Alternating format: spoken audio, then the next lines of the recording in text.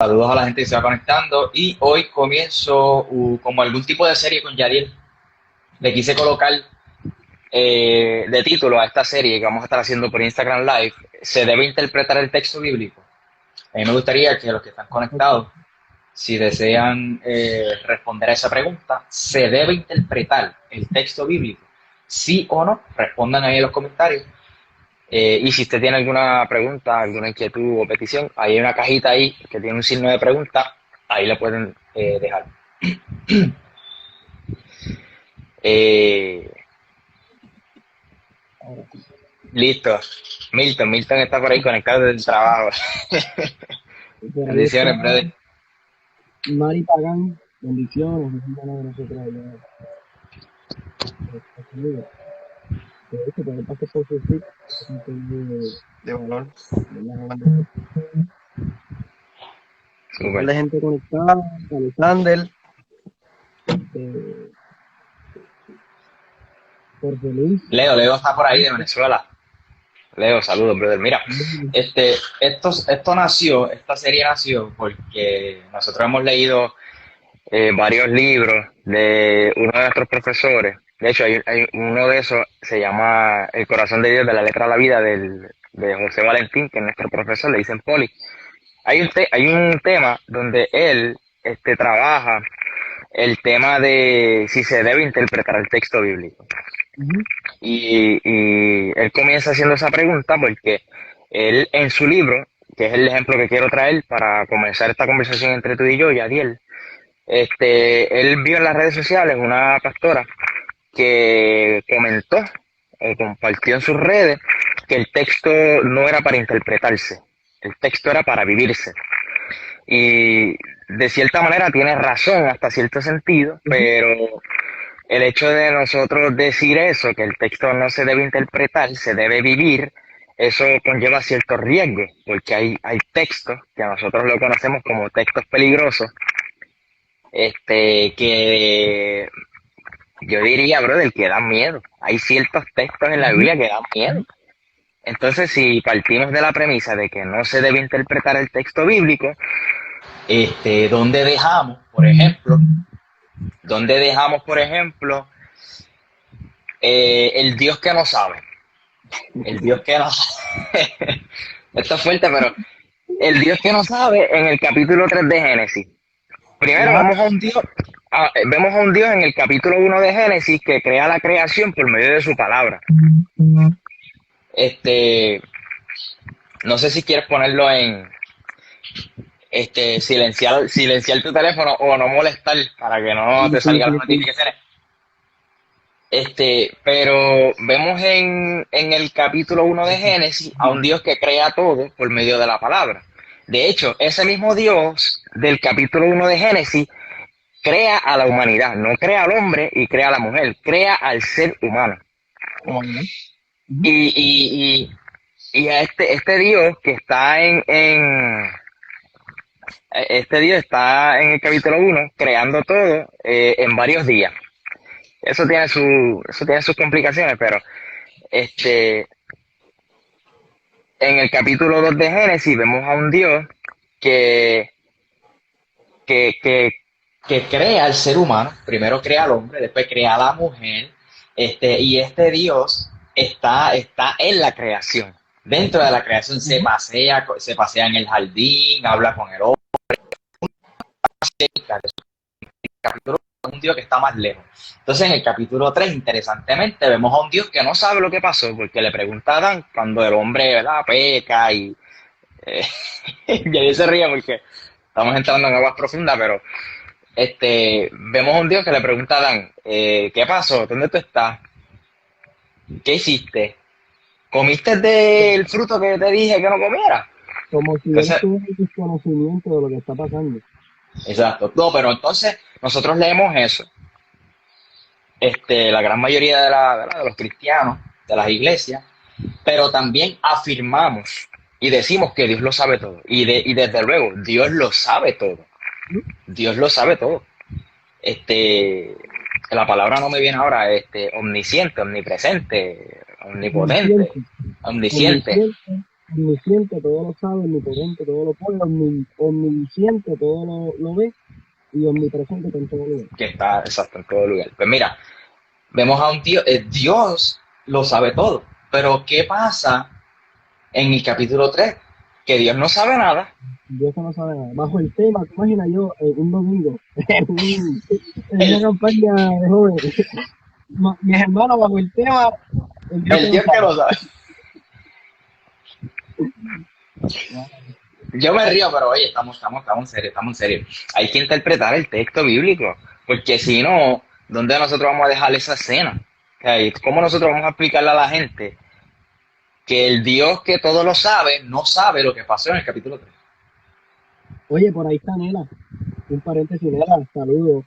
Ella es una Eh, dura ahí, cuando claro. También y nada, está Brady Moronzo, un hermano mío, que me amo mucho, está por ahí también. No, brother, cacho, tú has dado una háblame, clase háblame de de, eso. Háblanos de eso a todos nosotros.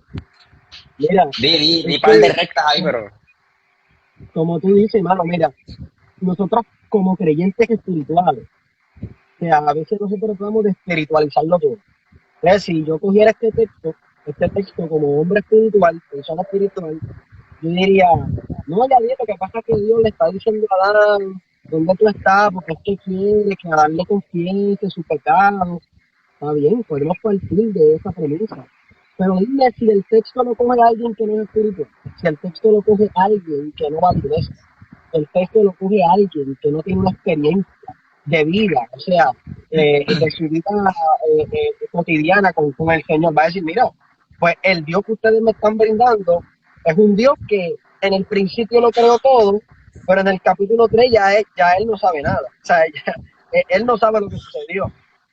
Y así como muchos otros textos, es importante poder partir de que es necesario vivir la palabra de Dios, pero de acuerdo a la interpretación correcta. Porque ahora mismo el salmista dijo, bienaventurado el que coge los pies de sus enemigos y los estrella contra las piedras. Entonces, yo digo, no hay que interpretar el texto, yo voy a vivir el texto. Ape, tú eres mi enemigo, yo jalo por las patas, Dylan. ¿Me entiendes? Entonces, es la necesidad de poder vivir la Biblia conforme a su interpretación, porque eso es respetar el texto. O sea, si nosotros amamos a Dios, si nosotros amamos eh, y creemos en un Dios, creemos más en el Dios de la Biblia, y creemos en Jesús, y creemos en una vida de gracia, en una vida de misericordia, en una vida de amor, yo creo que es necesario que los 66 libros que entraron en nuestro canon merecen un respeto. ¿Por qué? Número uno, porque es palabra de Dios. Pero número dos, yo tengo que respetar a los escritores. Yo tengo que respetar a esos hombres usados por Dios para escribir esas historias, que tienen un contexto en particular, tienen un ambiente en particular, tienen unas situaciones en particulares.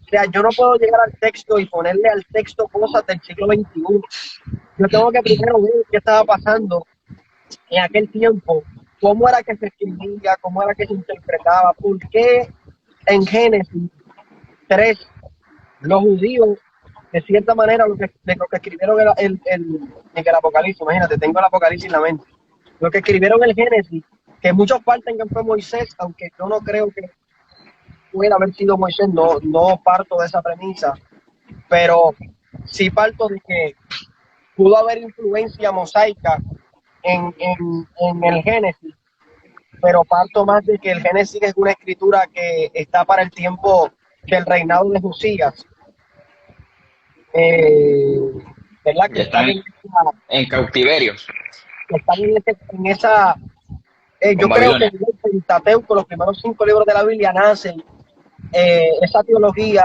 patriarcal nace en poder alcanzar las raíces del judaísmo en un tiempo donde se ha perdido la fe, en un tiempo Claro.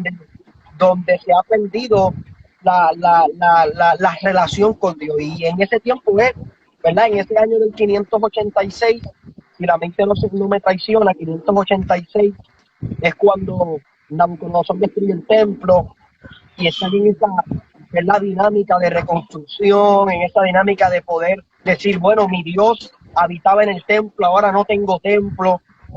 Vemos a un profeta Ezequiel que dice, mira, estamos cautivos, pero el templo en 4 ruedas, que es la primera visión que ve Ezequiel. Ezequiel está cautivo en el río Quebal, y dice que en ese cautiverio, en el río Quebal, dice que vio en la gloria de Dios, o sea, el trono de Dios en 4 ruedas, y Ezequiel está diciendo, mira, el templo somos nosotros, de cierta manera está diciendo, está con nosotros, pero abandonó a los que están allá. O sea, si nosotros diríamos todo lo que la Biblia conlleva, pues yo creo que el Pentateuco nace en ese transcurrir de esa nueva conquista, de esa nueva entrada de nuevo a Jerusalén, después de haber sido destruida, los muros, las puertas, esa anemia y extra, que uno representa el sacerdocio, otro representa la política, está en esa reconstrucción. Ahí yo creo que nace. So que ese verso de ¿dónde estás? Oye, Adán, o sea, ¿dónde está? Hay que interpretarlo en ese contexto particular. O sea, en ese Y contexto. de hecho, mira, hay algo que nosotros toda la vida vamos a seguir haciendo y antes de nosotros haber existido ya se hacía. Y es darle cualidades humanas a Dios, a un Exactamente. Dios que nuestro entendimiento, mira, a un Dios que nuestro entendimiento no puede entender. El día que usted y yo entendamos a Dios, deja de ser Dios, número uno. Número dos, ¿cómo yo puedo explicar un evento de un Dios que trasciende todo lo natural? Pues mira, yo lo único que puedo hacer es explicarlo con palabras humanas. Y para yo no decir, porque si yo digo que Dios lo sabe todo, pues entonces yo tengo que decir que Dios sabía que Adán iba a fallar. Entonces de ahí yo puedo arreguindarme y decir, pues Dios es el causante o Dios tiene la culpa de donde yo estoy hoy. Porque él pudo haber evitado que Adán no fallara si Dios lo sabe todo. Ah, Ujú. pero lo que el autor del capítulo 13 de Génesis nos quiere dejar saber es que Dios no tiene la culpa de lo que el hombre hizo. El hombre es responsable de sus actos y le da cualidades humanas a ese Dios, a nuestro Dios que le trasciende, dejándole saber al lector, hey, Dios lo sabe todo, pero quiero que sepas que estás donde estás hoy, no por culpa de Dios, por culpa de tus acciones. Estás viviendo las consecuencias de tus malas decisiones. De hecho, tú dijiste que ellos se encontraban en ese momento, el pueblo de Israel, en cautiverio, porque Babilonia los tenía cautivados. Y está en toda la razón. De hecho, eso es lo que están intentando responder. Yo estoy ahora mismo en cautiverio por mi desobediencia. Ujú. Y en el capítulo 1 vemos a un Dios que crea el mundo en 7 días. Qué curioso que lo crea en 7 días.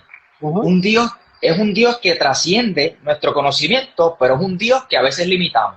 Ah, en 7 días lo creó Dios. Entonces, a veces tenemos que preguntar, yo le pregunto al texto. Hay cosas que a veces yo le pregunto al texto. Ujú. Y yo le pregunté al texto, yo le pregunté, ¿por qué creaste el mundo en 7 días? ¿Por qué en 7 días y no en 6, y no en 5, y no en 10? ¿Por qué? Porque en el capítulo 2 vemos a un Dios que crea todo en un solo día porque no Ujú. hay nada de día. O sea, pudiésemos pensar que ese Dios creó todo, mira, al momento, ¡boom! Todo se creó. En el capítulo 1 no. Ah, pero lo que pasa es que en el capítulo 1 el autor lo que está pensando, lo que está planteando es, mira, antes nosotros teníamos templo, ya no tenemos templo, el templo lo Ujú. destruyeron. Entonces, la teología de ellos era, el Dios que yo le sirvo es un Dios que está en el templo. Por eso por eso es que nosotros estamos trabajando un capítulo en nuestro libro que se llama Dios no está en el templo. Este, y entonces ellos decían, espérate, yo tengo que hacer una reformula, o sea, yo tengo que hacer una reforma a mi teología. Porque si yo digo que mi Dios está en el templo, mi Dios es el Dios del templo, ¿dónde está Dios ahora? Porque no hay templo. Ujú. Entonces lo que hacían era que se reunían los sábados, o sea, se reunían el séptimo día de la semana, de manera que lo que hicieron fue santificar aún más el séptimo día y quisieron atribuirle ese séptimo día a Dios, como que Dios descansó. Oye, Michael, y paréntesis, tú estás trayendo, nosotros ponemos una teología sacerdotal, sacerdocio, que cree Exacto. 7 días, sabático, año sabático, este, las fiestas, etcétera. Dios está en el templo, sacrificio. Ahora bien, ahí tenemos que entender que la Biblia no está en cronología. Génesis, no es lo que se escribió, porque No, como el escritor del Génesis va a postular una teología sacerdotal que viene a estar en el año 500, 600, 800 antes de Cristo. Y si el Génesis fuera el primer libro que se escribió, el escritor de Génesis no puede estar hablando del número 7, no puede estar hablando del año sabático, del sábado, no puede estar hablando y reformulando esta teología que no estaba, o sea, no existía. De manera que esto nos da hincapié a darnos cuenta que el Génesis no nació en un tiempo particular como muchos lo hemos interpretado. El Génesis parte después que ya el templo estaba construido. O sea, después que el sacerdocio, los levitas, el arca, ahí es que se viene a reformular esta teología. Aunque a veces nosotros leemos la Biblia como que, el Génesis es lo primero. No es así. Igual que el Nuevo Testamento, ¿no? ¿Cuál fue lo primero que se escribió en el Nuevo Testamento? No fueron los evangelios, Pablo. fue Pablo. Primera de Tesalonicenses fue el primer libro del Nuevo Testamento. Que cuando Pablo, oye, mira la locura, que cuando Pablo está hablando del evangelio, o sea, cuando Pablo, bueno, que Pablo dice en una de las cartas, mi evangelio. O sea, que el Señor quiere decir que Pablo no tenía Marco, no tenía Lucas, no tenía Mateo, no tenía Juan. O sea, Marco está, disculpa, Pablo está reformando una teología de reino conforme a su entendimiento de experiencia. O sea, él está fundando iglesia, él está Corintio, Éfeso, está en la geografía, la Paulina. Y entre toda esta dinámica, Pablo en sus manos no tiene a Marcos, no tiene a Lucas, no tiene a Juan, porque eso viene a escribirse de post-destrucción del templo, después del 70. Y todos los escritos de Pablo son antes del 70. Todos. Y es ahí donde, en esta dinámica de interpretar el texto, hay que poner la fecha. Porque partiendo de las fechas, yo voy a saber qué acontecimientos particulares están pasando en el momento que se está escribiendo un libro. O sea, si nosotros queremos interpretar el Génesis, no podemos pensar como que no hay una fecha para saber cuándo se escribe el Génesis, porque Génesis Dios se la dio por revelación a Moisés, y muchos van a partir de esa premisa. Dios le reveló a Moisés lo que pasó en el principio, Dios le reveló a Moisés. Oye, y yo no tengo problema con esa teología.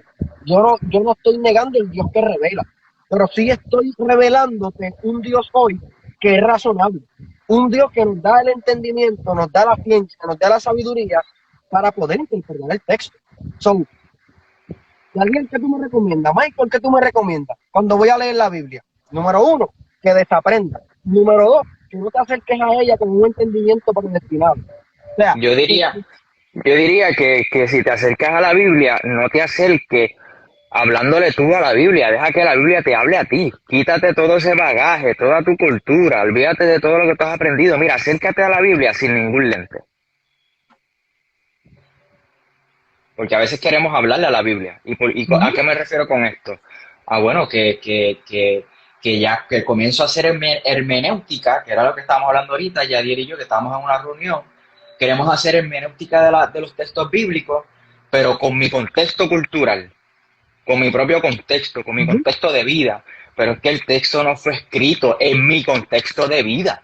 El texto fue escrito en su contexto de vida, en su momento particular. Es más, el texto no fue ni escrito para nosotros. No digas eso, que te van. El texto no fue ni para nosotros. Pero es que la Biblia es viva y la Biblia es eficaz. Y es más cortante que una espada de doble filo. Y la Biblia, como dice Yadiel, la Biblia se contextualiza. La Biblia sí tiene algo que decirnos hoy. Y nos va a tener que decir algo mañana y pasado mañana, claro que sí. Pero hay que... Claro. Pero la Biblia no fue escrita ni en español, no fue escrita ni en inglés, no fue escrita ni en árabe, no fue escrita ni en francés. La Biblia está escrita en hebreo, en arameo, en griego. O sea, yo tengo que viajar allá y consultar con los griegos, y consultar con los arameos, y consultar con el hebreo. Y decir, mira, hebreos, ¿qué tú me querías decir? Esto es lo que me querías decir. Mira, el otro día tuve una llamada muy para mí y tuvimos una indiferencia. Una indiferencia. O sea, lo bueno mío es que tú y yo podemos tener diferencias de pensamiento, pero en esa diversidad de pensar hay una amistad, hay un amor de Cristo que nos une. Puede ser que a ti te guste el color negro y a mí me gusta el blanco, o a mí me gusta el negro y a ti te gusta el blanco. O puede ser que tú sentiste la presencia de Dios cuando una paloma entró a tu cuarto yo sentí la posibilidad de un cuervo, cuando tú un cuervo vestido de negro, tú me decís, no, es Muchacho, un demonio que entró a tu como, cuerpo. Y yo, no, papi, eso fue Dios que me trajo un cuervo al cuarto y yo sí, sentí la confianza. pero Es yo me río porque es que es verdad. De hecho, yo lo hablé en el último podcast de Apocalipsis. Que yo, es que estamos bien condicionados por Hollywood, por las películas, entonces todo lo negro, todos los gatos negros, todos los changos negros, todo eso es del diablo y todo eso, tú sabes. Entonces, lo bueno y Dios es el blanco y Dios es la paloma blanca, que la Biblia no me dice ni si... Bueno, sí, sigue. La chequeé ya. y después a mí me llamó y entonces en la diferencia de pensamiento que tenía me decía, mira, bueno, yo respeto tu pensar. ¿Verdad que yo le digo, opinas diferente, tú opinas diferente, pero yo le decía, tú me amas, pero tú me amas a mí. Digo, pues está bien, pues ya ámame. O sea, tú no tienes que pensar igual que yo, no tienes que ser mi enemigo, porque Claro. pensamos diferente, somos el cuerpo de Cristo y en la diversidad. Tiene que haber un respeto y un amor. Pero él me decía, no, Gadiel, pero es que mira, buscamos un texto bíblico, me decía, buscamos un texto bíblico para yo poder, y esa era como que la fuerza de él. Mira lo que dice Corintio, mira lo que dice Efesios, mira lo que dice Gálatas, mira lo que dice, y sacándolo, yo le dije, mira, yo no te voy a sacar ningún versículo bíblico. Le dije, sácame todos los versículos tú, entonces vamos a mirarlo desde un lente, y quiero que primero que nada quites tu pensamiento, tu condición, porque si te acercas al texto bíblico, oye, tú puedes ver el Salmo 23, el que dice, aunque ande en valle de sombra y de muerte, tú puedes interpretar ese texto cuando tú vas de camino por un callejón oscuro. Y yo lo puedo interpretar qué sé yo, cuando venga otra situación en particular en mi vida. Porque es que Yo lo puedo, yo lo puedo interpretar cuando venga un examen de su sorpresa en la universidad. Ese es mi valle de sombra de muerte. exacto. Siempre el texto, como decía nuestro profesor, va a haber cosas que van a manipular el texto. ¿Verdad? Porque no es lo mismo un niño de 13 años leyendo la Biblia, uno de 24. Puede ser que el valle de sombra y de muerte para un niño de 12 años, puede ser ese niño de 13 que le hace bullying en la escuela, y él sabe que ese nene se pasa por ese pasillo, y él lee el texto y dice, Señor, aunque ande en valle de sombra y de muerte, aunque ande en el pasillo de sombra y de muerte, Señor, tú me vas a guardar. Pero puede ser que para el chamaquito de 24 años, o de 20 años, mi valle de sombra y de muerte sea, qué sé yo, un barrio donde yo paso que hay un punto de droga. Digo, Señor, cuídame, no me vas a por ahí. O sea, siempre va a diferenciar la edad y sexo. Una mujer no interpreta igual la Biblia que un hombre. O Claro. sea, tu orientación académica. O sea, una persona, un abogado que tiene alta estima y tal estudio, cuando ve el texto lo va a ver de una forma diferente a una persona de pueblo. El de pueblo, de hecho, un par de amigos fue a República Dominicana. Y tú sabes de qué él predicó. El texto que dice, Jesús dice, yo soy el pan de vida y el que coma de mí no tendrá hambre jamás. Y tú sabes cómo el predicó en República Dominicana con ese tema. Jesucristo, el plátano de vida. Y él dijo, en vez de escribir pan, dijo, Jesucristo, el plátano de vida. Y el que coma de este plátano tendrá vida eterna. Oye, ese fue el tema que él predicó en un campo en Santo Domingo. ¿Y tú sabes Brutal. cuántas almas se convirtieron en Señor?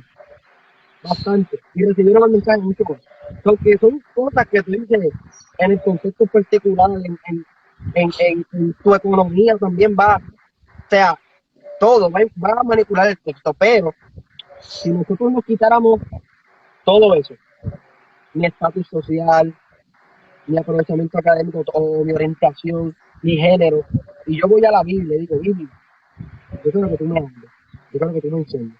O sea, yo no voy a interpretar los textos como puertorriqueño, no voy a meterme al texto como guatemalteco, como creador, como ecuatoriano, como panameño, no, yo me voy al texto, háblame. Y yo creo que esa dinámica de fe nos va a ayudar a poder interpretar el texto. Y ya bien, pero es que, pues mira, usa tus recursos. Hubo un tipo una vez en una clase que dijo, nada, yo la Biblia y el Espíritu Santo es lo único que yo necesito. Oye, tanto Michael como yo dependemos del Espíritu Santo, no somos nada sin la presencia de Dios. Y por más teología y estudios que tengamos, entendemos que sin la presencia de Dios y sin Dios en la ecuación, No podemos hablar de Dios si Dios no está en la ecuación. Pero es necesario una enciclopedia, es necesario un diccionario, es necesario consultar con los académicos, con diversos libros fuera de la Biblia que te puedan aclarar el pensamiento, geografía, libros de historia, para que tú puedas decir, wow, esto no, así era como se hablaba ya, así era como... Y yo creo que esa es la necesidad que hace falta hoy en estas iglesias, La fe sin obra es porque muerta, bro. Yo no no todos puedo se pensar pueden que espiritualizar. Dios me va, que el Espíritu Santo me va a revelar, que Dios me va a hablar, si yo no hago mi parte. Y mi parte es, mira, buscar los recursos que yo tenga a mi alcance para poder enriquecerme lo más que pueda. No el internet, porque el internet escribe cualquiera. Ve una biblioteca, mira, busca libros académicos, diccionarios, etcétera. Y acércate a la Biblia y estudiala y te aseguro que el Espíritu Santo va a hacer algo en ti. Pero decir yo dependo de Dios y Dios es el que me da el conocimiento, yo tengo mucho cuidado con eso y tengo mis reservas con eso, con ese comentario. Pero lo que queríamos compartir hoy en este primer live era que el texto definitivamente hay que interpretarse. Y traímos como ejemplo Génesis capítulo 3, el Dios que no sabe. ¿Cómo nosotros le explicamos eso a una persona que, que no es cristiano, que no va a la iglesia, que se acerca al texto por primera vez? ¿Cómo nosotros le explicamos eso? Este, y ahí Mira, está, mira, la vacía, hacer mi parte. hecho de la taquilla. Pero nada, queríamos comenzar de esta forma y no despedirnos sin antes decirle que usted tiene que separar el sábado 15 de agosto. Anota eso en tu agenda. Sábado 15 de agosto, 1 p.m. de Puerto Rico, a través de Zoom, este servidor, Yariel Rivera, estaremos ofreciendo un seminario, nuestro primer seminario de Apocalipsis, sábado 15 de agosto, un costo de $10. Va a ser 2 horas y tendrá una sección de preguntas y respuestas a las personas que se den la oportunidad de estar con nosotros en ese seminario. Vamos a regalarle varias cosas y mucho material para ustedes. Estamos viviendo un tiempo interesante y hay que explicar el libro de Apocalipsis lo mejor que podamos. Entonces, separa tu espacio con $5. Puedes hacer el pago a través de PayPal, Western Union o ATH Móvil si eres de Puerto Rico. 2 horas, sección de preguntas y respuestas. Eh, ¿Qué más? Vamos a grabar el seminario para aquellas personas que lo paguen pero que no puedan estar ese día, para que puedan disfrutar de la información. Y sobre todo Eh, vamos a aprender juntos. Aprender claro, juntos va a ser algo bien dinámico. Eso sí, eh, les recomiendo que vaya preparando su mente, que vaya preparando su energía, porque vamos a hablar del Apocalipsis de una perspectiva posiblemente muy diferente. Y yo creo que estoy un 95% seguro de que lo vamos a hablar del Apocalipsis de una forma que jamás claro, posiblemente se sabe. Y claro, que va a claro, ser totalmente. probable. Vamos a hablar del Apocalipsis desde un punto de vista totalmente diferente y ver qué realmente nos tiene que decir el texto, como dijo Yadiel, respetando al autor, respetando el texto y su momento particular. Entonces, nada, se para la fecha. Lo que recaudemos ahí, no estamos vendiendo el Evangelio porque no es una predicación lo que vamos a hacer, número uno. Lo que vamos a hacer es un seminario, es algo académico, y el dinero que recaudemos va a ser utilizado para la elaboración de nuestro libro, La Reforma del siglo XXI, que ya está siendo escrito. Ujú. Así que espero que este live, yo sé que es un poquito tedioso este live, Bueno, pero, yo creo que dejarlo en el feed va a ser una cuestión seria. pero pues, hablamos, ah, no fuimos tan rudos, hablamos la real y la realidad. En el seminario no hay paños tibios. ¿No? Y en el seminario no hay pañitos tibios. En el seminario, Eso es lo que hay. sí, vamos a aprender. Vamos a aprender. Vale, ¿Sí sabes? vale, Brother, gracias por estar acá. Nos vemos la semana que viene en el otro live. Vamos a hablar de Jonás y el pescadito de Jonás. vale. A ver qué nos tiene que decir el pescado de Vale, Jonás y Jonás. Este, nada, mi gente, bendiciones. Que tengan buen día a todos. Hablamos, brother, love you. Chao. Te amo.